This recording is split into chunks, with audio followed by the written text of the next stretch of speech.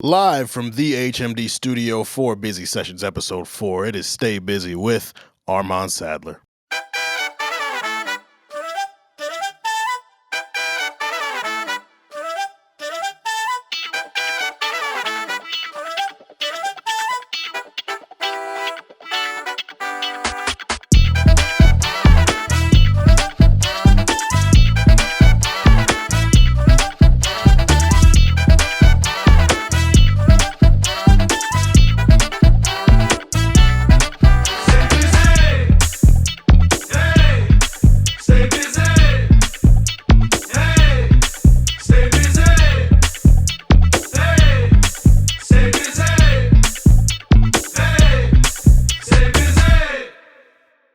Ladies and gentlemen, welcome to another edition of Busy Sessions, our performance and interview series for the artists from Stay Busy with Armon Sadler. I am, of course, Armon Sadler, vegan chorizo poppy, founder of Bald Nigga Ballers. I am here with my guy. How you feeling, brother? What's up, man? I'm feeling great, hydrated, melanated as always. Nic Earley, co-hosting, executive producing, Stay Busy. We have yet another busy session for y'all. I'm always happy for this one, but this one is especially great. I can think of 5 reasons why this one's kind of great. You know what I'm saying? So, yeah, absolutely. So we are being joined by a good brother of Alpha Phi Alpha Fraternity Incorporated. He's no stranger to Stay Busy. You all have heard him in our last Busy Black Business Month of 2021, but since then you might have seen him at a poetry workshop. You might have attended one of his many successful sold-out shows. You might have seen him performing in parks. He might have done a private dinner. You might hear him at a wedding in the future. You might see him all over, to be honest. This man has taken the poetry thing from an internal gratification into love and joy that he is spreading through the world. The owner of Poetry Me Please, Rush the Mic, Rashawn Brown is here. How you feeling, good brother? Yeah. Yes, sir. Feeling good, bro. Feeling good. Appreciate y'all for having me on the show. Of course. Stay busy as always. Yes, you know how we do. Yes, sir. Yeah, man. Yeah. So, just generally, like, how you feeling? How are you? I'm good. I'm really good, actually. I will not lie to you. Made the career switch, so that's big as well for me. More free time, but, you know, trying to stay healthy, pretty much. We'll get into it, but staying busy. Yeah, there you go. How you staying healthy these days? Working out. Yeah. Drinking water, minding my business. How that go? Hydrated, melanated. Yes, sir. Indeed. For sure. So when you joined us in February of 2021, we talked a lot about your origins in poetry and the things that you wanted to do with it and how, you know, the pandemic hindered a lot of things for all of us, but especially for you and wanting to hold events and, you know, come back a year later. We attended the first show. We've seen, you know, the sold out dates. Word to Gunna and Lil Baby. Sold out dates. We've seen you all over. How does it feel to have made all this progress in a year and be doing everything that you envision and more? Yo, it's a blessing, and it reminds me. I was having a conversation with my sister, and she said the same thing. Like, yo, how does it feel? And I sent her the Kobe meme where it's like, job finished. job finished. And I will not lie to you. Maybe it's just naturally and us being harder on ourselves, but I feel like there's so much more to do. And I do try to stop and smell the roses, but I feel like there's just so much more to do. So I am grateful, and it's a blessing that I am where I am, but I'm always looking like what's next. Like not that I expected to be here, but I know there's just so much more. So I feel good, but I'm always thinking about the next step. Yeah. So one of the most significant things that we've witnessed is your participation in a New York Legends hip hop album. Yes, sir. Lloyd Banks, my guy. The Curse of the Inevitable, I believe it was called. The Course of the Inevitable. Course of the Inevitable. So talk about how that came together and how it feels to be a part of a New York Legends hip hop album. Like, that's crazy. Like, when I saw that, bro, I was like, wow, Rush is out here. Another blessing. Shout out to my bro Lloyd Banks on the scene. But to be honest, I tell you, I'll run you through the story. I was in ATL with Sam, one of my bros, one of my older chapter brothers, and just kind of chilling out there. And Howie, my line brother, actually, you know Howie. What's good, Howie? Yeah, the guy. You know what I'm saying? Did you violate and all that? Violated management and all that. But he reposted something that Lloyd posted, and Lloyd was like, yo, tag the hottest poet out right now in New York City. And he had tagged me and it sent it to me, and I'm like, oh, you know what I'm saying? I'm gonna repost this. I reposted it on my story, and a little funny, like, yo, tag Lloyd, let him know that I'm out here. And I kid you not, in a few hours, he had called. Let me rewind. After I posted it, I ended up DMing him, and I sent him it was a list of things. So I had sent him my YouTube. I sent him some posts that I already had on my page, and my website. So I sent him a list of things and like, yo, what's going on, bro? I would appreciate to work with you. Stay connected. Let me know if you rocking with it. He hit me back like 5 minutes, like, yo, I already checked it out. Shoot me a call when you can. I'm like, oh, I'm like, word like that? I'm like, man, look at this page. And it's funny because just from the background that we have and pleasure and just being organized, I'm over here. I looked him up just to get a refresher and look at most recent things he's done and anything that I should just be aware of before I called him. So I called him. It's crazy. I didn't have my notebook. I love to write things down. I'm a physical person. So I'm literally in the hotel room at the time morning. I got a pen. I got a piece of napkin. I called him. I'm like, yo, it's good. I'm fucking walking around like, you on the phone. I'm over here walking around and I spoke to him and he pretty much, we introduced each other and, he gave me the idea of, it wasn't finished yet, but he gave me the thought process and the idea of it. And was like, yo, let's cook. You know what I'm saying? This is something that he wants to put into effect. And he gave me the vision and I'm like, yo, that's dope. He's the background that he came from, growing up in the hood, you know what I'm saying? Mom's working multiple jobs. I'm like, yo, this is, not saying I am you, but like, this is what it's about. So after that conversation, I'm like, yo, bro, it's good. Like I started cooking up and, we put it together and it was funny because we kind of went, it kind of went quiet for a little bit, maybe like a week or two. And I checked in with him and I remember being in the waiting for my flight to come in the airport and I'm just cooking up. Like I just, being inspired, cooking some stuff up and I had like a rough draft of it. And he ended up hitting me back, was like, yo, just checking in. And I'm like, yo, bro, I sent him what I had. Actually, I didn't even send it to him because I write it in free verse. So if I were to send you something, it just wouldn't make sense. You know what I'm saying? The way that I write. So I recorded a voice note, like real quick, and I sent it to him like, yo, and I sent him like versions of the voice note of how my tones can go up and down. And it's like how I put passion into my pieces. Sent it to him. He was like, yo, bro, fire, man. Fire emojis. I'm like, oh, he fucking with it too. I'm like, it's lit. And at the time, I'm like, damn, I hope, this is up to par, because I'm talking to a legend, Elijah here, you know what I'm saying? Literally. You know what I'm saying? And my poetry is not just poetry, spoken word, and I have a lot of like the rap and the battle rap, accents to it. So I'm like, oh, he's fucking with it, dope. So went quiet again a little bit, but he sent me the treatment over. But I'm still cooking up, and he ended up hitting me like random week and was like, yo, I want to middle of the week. He's like, yo, I want to record this weekend. I'm like, oh.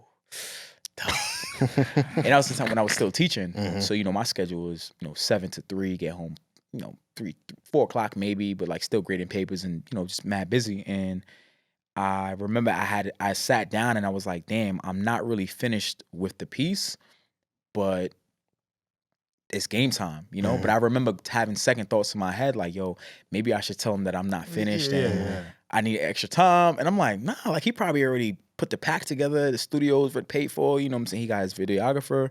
So I'm like, yo, fuck it, I'm gonna just cook up. And I remember coming straight home, finishing up, and I just kept memorizing it, kept trying to memorize what I wrote down. And thankfully in the studio, obviously I read off my phone, but like I always tell people, I could read anything off a phone, but it's hard for me to put passion into it. You can hear when someone's reading. You can hear it, bro. You can, especially people that are paying attention to detail. You know what I'm saying? And I'm like, yeah, I don't want that. Like, I want this to go into the studio and just spit. And just, and like, oh, fire. You know what I'm saying? Right. So I ended up cooking up. I hit Howie. He's in the industry. And I was like, if I want anybody to be there with me, it's Howie. And it's so funny because I remember just having conversation. Where we from? He sent me the Addy to the studio, and I'm like, I'm from the hood. I'm not gonna pull up Dolly. Yeah. Just like it don't matter who you are. Like, it was love, of course, but I know better than walking into a room with somebody I never met before, with, by myself. So I pulled up with Howie, pulled up. It was me, Lloyd, this engineer, my boy Bombay, and then his daughter was actually there. So we cooked up. We cooked up, and we spent, we was there for hours just talking about his story, G-Unit, like the history of it all. And I was so appreciative of having Howie there. I tell him again because the conversations that they were having about hip hop, just the history, how he had such a rich level of history that when I was in that space, I was learning about, what was going on. Because Lloyd was mentioning spots that had closed down, producers, engineers that were in the industry. And a lot of it was just flying over my head. And I'm looking at Howie and he's like, oh, yo, I know. And, they're connected. I'm like, there's not a better person that I could have asked to come with me for this, so that was a dope experience. We ended up shooting the next day. Videographer, a few of his boys was out there, so we just cooking up, a lot of love in the air. And I remember just being on the block talking about mad shit, like hip hop, different artists, different projects. And, when it all rolled out, they credited me. All that was love on YouTube. I was talking to the engineer. We kind of snipped it. And I remember the actual piece that he put on YouTube was a little shorter than what I wrote. So my actual poem was 5 minutes. Yeah. Right, the longest poem I ever wrote. Yeah. And I was ready to perform it, but we ended up having to cut a little bit. So at the show that you hosted, I ended up doing the full piece. Some heat. Yeah. Some heat. Appreciate it, bro. And so, there's a funny parallel between you bringing Howie into that situation to meet Lloyd and then the shows you've been hosting, because it's not just a platform for you to perform. You're giving people the opportunity who have never performed before. Never. And some of them have gotten up and smoked it. So fire. Talk about, what that does for you as the host and as the creator to give others that platform and just the experience and the reactions that they've given you. Yeah, it's I tell people all the time, and if you know me, maybe not. I feel like a lot of people may not notice about me, but I think about life as what you can give back to others.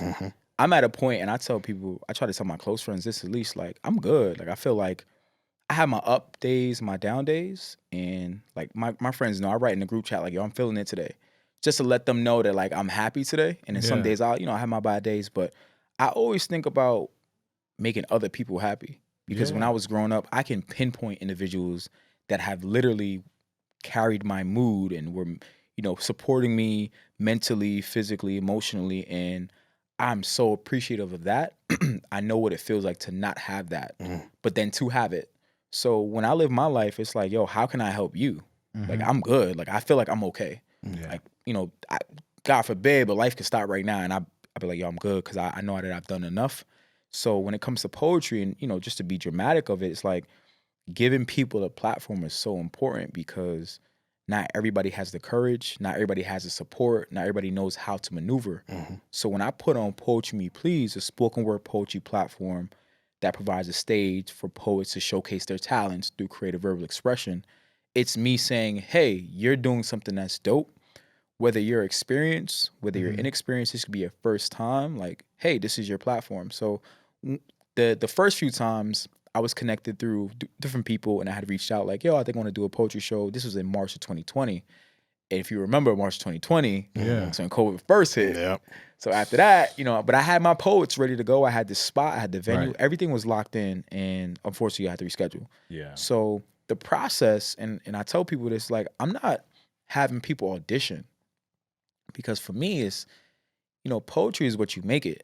True. And I was telling you earlier, like, I would never have you audition and then for me to say, yo, nah, that's not good enough. It's like, yo, who the hell am I? You know what I'm saying? Like, don't get me wrong, I write poetry and I do spoken word, but I think my pieces are so different from other people. And you know how people make fun of poets, how they, every poet has like that, oh, the sky is blue, and you know what I'm saying? It's like, and the proclivities, and the sun shines on my face. It's like, nah, like as the wind touches. Yeah, you know what I'm saying? And people make fun of poets because that shit is true. Like poets actually do that. For real. And I try to stay away from that and just, like I said, a free verse and just like put my passion into it.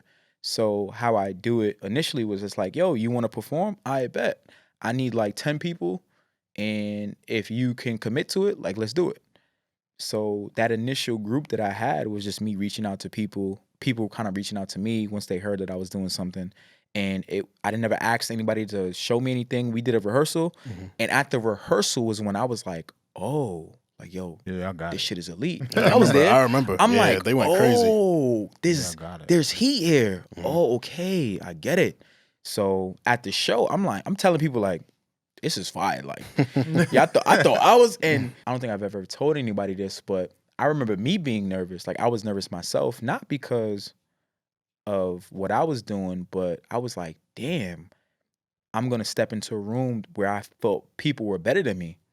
And being better is subjective, but I'm like, yo, like this is like I want to headline it, but like niggas got heat. Right. I might not be the best today. So I was always conscious of that. And then once I got over that, it was like, yo, fuck it. Like I'm gonna have everybody pull up and you could spit, I'm gonna spit, everybody gonna do their thing, and like, whatever. People are gonna connect with you, people are gonna connect with me. So that's who it's for, yeah. The process is just, and now the process is I have an interest form. So anybody who wants to sign up, they can go into Google, put where they heard, their name, Instagram, number, contact information, and I literally just pull names randomly. So I had over 100 submissions most recently. Wow. Over 100. Over 100. Folks I remember wanting to started get at like 15. I got to clap for that. Yeah.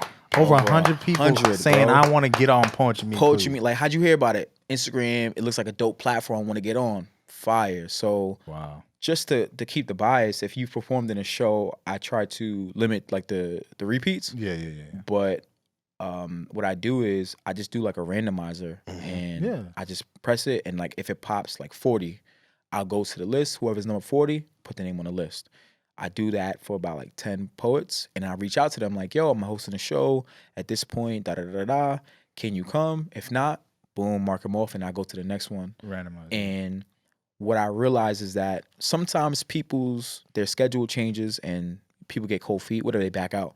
It's easier for me to get a repeat to just slot in versus for me to find somebody new, because the repeat, they understand the dynamics and they get it, so it's a little bit easier. So if you ever do see somebody on a repeat, it's because somebody else dropped out and I just was like quick grab them in. You know what I'm saying? So yeah, that's the process of getting new content. And again, I don't ask them for audition.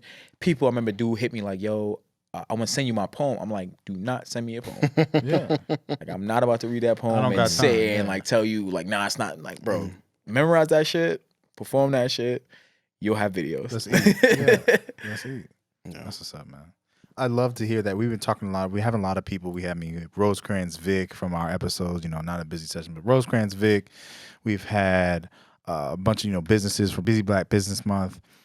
We're talking about the whole idea of having a platform and the responsibility that comes with having a platform and just being like very much so on top of it, right? Yeah. And I think that the through line from everybody that we spoke to is that there's so much joy that you get from being that person. Not that you like counting like I put that dude on, I put that on, but there's so much joy in providing space for people to be able to like emit that that which they've probably held close or just not had the courage, the confidence. And it's so simple. So like, what has been, is there any shining moment that you were like, wow, like I remember talking to this person and like now they were so shy and look at them now, like they're going. Is there anybody that comes in mind that you can think about like? Yeah, for sure. My boy, Camayera, and I probably messed up his name because I always mess up his name. But King K, I had him perform in my second show at the theater and it was his first time. And I remember him coming up, and his shit was dope. Black of the Berry, Sweetie the Juice. Like I remember, you know what I'm saying? I remember people's poems because I have to, like as I post them, I watch everybody's pieces and I try to take the best part with crowd interaction. So when I post it, people are like, oh, fire. So it was his first time and he was nervous. I think his girl was in the crowd at the time. And sorry about I don't, hey man, listen, we know better than bro. You be all right. Hopefully, you know what I'm saying? And I had him come back the fifth time during my fifth show. Blew it out the bodied it. I'm talking about he had a nice play on theme with Insecure, like Lawrence. He mentioned the names and the crowd and I remember standing there like, yo, I almost had to. I should have done this, and I said to myself I was going to give him a shout out. Like, yo, this is his second time performing for me, and I also think it's his second time performing ever. And he was here for my second show, so he looked like a natural on stage. And I was like, yo, just to see his growth, and I haven't even. We spoke a little bit, but I'm gonna hit him up and tell him like, yo, like the growth was amazing. Like, yo, you did a phenomenal job because I've seen you grow from your first performance and then now this, and it was like, yo, you body that, bro. So congrats to him. He definitely cooked up on that. Love that. So what's next, man? Like, what do we? Poetry Me Please is everywhere. I feel like I feel like it's getting everywhere. What is next for you and the brand, and how you want to elevate in this next few years here? Yo, there's so many routes that I could take. Mm-hmm. I want to say in the immediate future, I want to stick to putting on shows bi-monthly, as I said before. So my first show was in February for the year. Looking to do one in April. Mm-hmm. And for me, it's just I want to publish a official book, hard copy. I did the ebook last year. I got it. Which was dope. You know what I'm saying? But I want to do a hard copy, official. I definitely want to put out like an EP as well. Something that I could get some voice out. One of my boys sent me from middle school actually sent me some beats over. So we're cooking up on that. But I want to book the Apollo. You know what I'm saying? And people like, yo, say you are going to book it. Like, I'm aware of that. It's just, for me, I'm in between. I want to keep the quality of the event, but not feel like I have to scale the event. And I talk about this with a few of my few of the bros that I throw events with. Yeah. And we always talk about at a certain point in the event planning, you have to make a decision whether or not you want to continue to scale or if you want to stay and keep the quality of the event. Of course. So with poetry, you know, my last show had close to 400 people for a poetry show. And it was dope because I sold out and it survived. But as someone walking into that show, with so much people, it's kind of hard to keep it intimate. You know, like every little move is a big noise, and you know, a whisper becomes loud, and you know, unless you have the real space that keeps it there, you know, it may not be as efficient as you want. So when I think about the Apollo, like 1,500 seats, no food, unlike you know how I have it now. Like right now, people come in, they sit down, they get grab fed. a drink, Their mind they get fed. You know, they survive. It's like Love Jones. You know what I'm saying? Just bigger venue. So when I think about scaling, I think about losing that quality. Yeah. And I think at some point, well, I'm definitely gonna get there. But right now, I'm realizing like, yo, I can't do it. Like my last show was you can't do this. Yeah. You know what I'm saying? So now what I need to do is just sit down and just reflect. You know how us creatives do. We spend time and we just cook up. But there's so much, you know, let's hit a DC, let's hit Philly, Absolutely. let's hit LA, you know what I'm saying? Let's hit Atlanta. There's so many places that I gotta touch. Poetry Me Please doesn't have to be in New York, and it's not going to only be in New York. You know what I'm saying? It's for everybody. Absolutely. And all I need is a venue. You know what I'm saying? So and a flyer. all I need is a venue and a flyer, and we good. So Poetry Me Please is always it's just gonna keep going. I love that. It's just gonna keep going. Love it. Speaking with Poetry Me Please being for everybody, I saw you did some workshops at was SUNY Westbury. Yeah. Talk about that. Like that's obviously the performance is dope. Obviously being on Lloyd Banks' album is dope, but to be in a position where you are helping other people craft their poetry, like what was that experience like? That was dope. That was my first official workshop. And I went into it like I tell people all the time, I've never taken any class for poetry. I've never studied it professionally, you know what I'm saying? And for me, poetry is spoken word. So I always tell people it's a difference. It's almost like a difference between a slam and a showcase. Like people are like, oh, when's the next open mic? Like, I don't throw open mics. I throw showcases. Like as an open mic, anybody signs up and they just perform. Showcases, people are selected prior to, you know, it's curated, and people have their own flyers, and you're coming to see that person, whether or not you know, but you know that's who it is. And a slam is a competition. I haven't done a slam. I was supposed to, but I haven't been to a slam in a while, so I don't want to do something that I haven't been to. So I want to get it right. So with poetry versus spoken word, I've seen people write poetry and just recite it or just read it. But for me, spoken word is about the passion. So in that workshop, what I was telling them is, you can make anything you want to be poetry, but spoken word needs passion. So when you're up on that stage, it's not just the words, it's how you look, your body language, the way that you emphasize certain words. So we started off, and I just gave them a general, you know, feedback of information on what Poetry Me Please is, who I am. You know, we kind of went through a few pieces, and what I stressed with them is I used the same line in my poem, Cupid's poem, and I went through like 3 different variations of it. And I was like, I'm going to read the same I'm going to recite the same thing. I'm just going to show you how I switch it up. And in that workshop, I was really focusing on how you stress certain words to get your point across, your tone, your energy. You know, what is this poem about? Maybe it's a general poem, and depending on where you go and when you have to perform, you switch it up. And then at the end, they did, like, people wrote stuff down in the moment and then performed it, or people have stuff that they came with and was like, I want to perform it. And I gave them feedback, not on their content, but their delivery. Absolutely. Which is most important. Is like, you know, you have to scan the room. You know, you figure out, there's always gonna be somebody in the room or multiple people that connect with what you're saying, and you gotta zero in on them, because when you say stuff, they're gonna be like, And I told them that too. I love crowd reactions. Exactly. I remember. Love crowd reactions. That's the beauty of Poetry Me Please. It's not just a snap and like it's calm. It's like, nah, run that shit back. Tap in. Tap in. Cook up. You know what I'm saying? Like battle rap, URL, smack, URL, all that. And I tell them that the more you know your poem, the better you are to stop on a dime and then to pick up if somebody interrupts you. You know what I'm saying? You don't got to worry about people yelling at you. Once you memorize it, you know how we do. Once you got it memorized, you good. So the workshop was dope because I was able to educate people on the delivery. And I told them, like, I free verse. Like, I don't write. I can, depending on the style, like I could do whatever I want. But on a typical basis, I just free verse. And my memorization, et cetera, et cetera. So that whole workshop was dope. Amazing. Speaking of stressing tones and emotions, as we get to our closing, I want to play a game with you called Rush the Bars. So what we're going to do is we're going to say an emotion. You are going to give us, off the top of your head, a few bars from a poem that aligns with that emotion. Sound good? Fire. That's tough. Okay. Do I got to move the mic back if I start yelling and shit? I think you'll be fine. No, I you'll think be you'll be fine. All right. Say something romantic.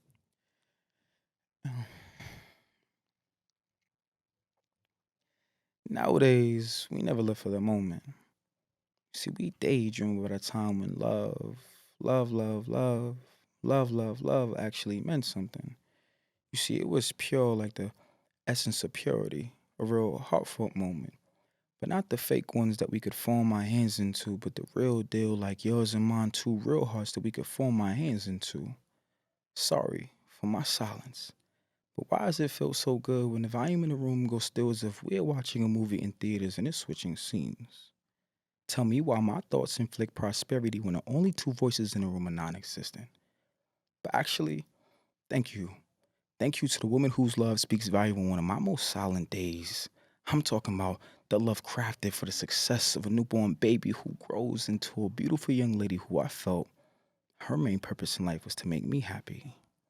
And it almost tastes like selfish thoughts sauteed in ungratefulness, but I never realized it until it was too late. I keep going? Stop it. Ladies, no autographs, please. Ladies, please. He'll be. You guys can check him on Instagram, ladies. I'm sorry. All right, I got one. Confused. Oh, that's a good one. Cupid, do you hate me? Cupid, do you fear me? Cupid, if you love me, then you shoot me, but it's clear you may not have any hours left with my name on it at least. Is it not my turn to love or to be loved? Why must I suffer? Cupid, these streets are cold and they're only getting colder. My future, she's only getting older. Cupid, by the time my name pops up on your list of targets, I fear she, whoever she may be, may not feel the same way towards me. I said, Cupid, do you hate me? Oh, Cupid, do you fear me? Oh, Cupid, if you love me, then you shoot me, but it's clear you'd rather float beside me or rather get above from me in judgment.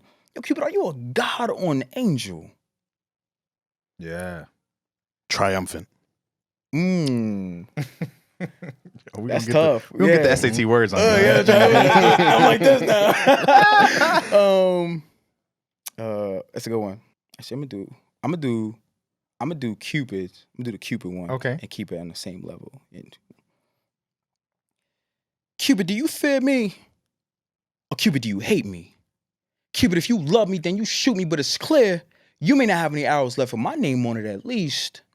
Is it not my turn to love or to be loved? Why must I suffer? Cupid, these streets are cold and they're only getting colder. My future, she's only getting older.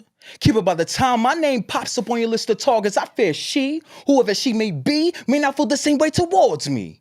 I said, Cupid, do you hate me? Or Cupid, do you fear me? Oh, Cupid, if you love me, then you shoot me, but it's clear you rather float beside me or rather you're above for me in judgment. Cupid, are you a god or an angel? Yeah. Mm. I'm with that, man. Close us off, Nick. Yeah, that was a toughie. That was a toughie. I'm going to go with defeated.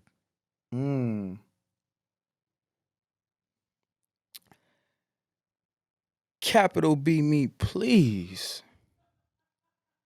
Because black just don't sit right with me. Black like gods versus God. But black as in the absence of visible light. As if this melanin does not light the room. Black as in we are inadequate. As if we aren't already overqualified to be in that damn room. Black as in the African diaspora. 400 years since that first page was turned, while we witness others yell, it is time to move on. Like, knowing we are from Africa but choosing black or African American on a job application due to our inability to trace our lineage down to one single country. We thank you for that. Yet another problem we are left with to find solutions for, as if we are bliss to your ignorance. Black as in you don't see color, but black as in I will be recognized. Black as in you must have lost your damn mind. Oh, we are not the same. Think before you let your fingers speak and put some respect on our name. Absolutely. Yes, sir. There we go. There we go. Well, tell the people where they can find you. Tell the people where they can follow you. Tell the people what to keep up with. Yo, _Russian on the gram. Poetry Me Please on the gram. Poetry Me Please on Twitter. Russian JOP on Twitter. Definitely like, follow, subscribe, share it. The YouTube page as well. My website, Poetry Me Please. As long as you type in Poetry Me Please, you're going to find something. Absolutely. Sure, 100%. And let the people know the title of the performance that you have for them. Oh, yo, you know what's funny? I haven't even titled it. Wow. I haven't even titled it. I'm asking my mom to title it because Nice. it included, that's my first piece where I mentioned my mother. And Nice. she was always like, oh, you make all these poems and nothing for me. Nothing for me. So I got another one for her, specifically for her. But this one was the theme of it. I'll give you the background behind it. Maybe somebody who hears this can give me a title. But the background for it is to love. And me paying homage to all the people that have influenced me and helped me get to where I am today. But more so, emotionally, the emotional support that I've had. So I have not titled it yet, but definitely will title it by the time I post it. Love it. There we go. Well, Yeah. This is Busy Sessions episode 4. Rush the Mic. Thank you so much for pulling up, my guy. Y'all make sure you enjoy this performance, and you know where to find us. You know what to do. Tell a friend to tell a friend, Yes, sir. and tap in.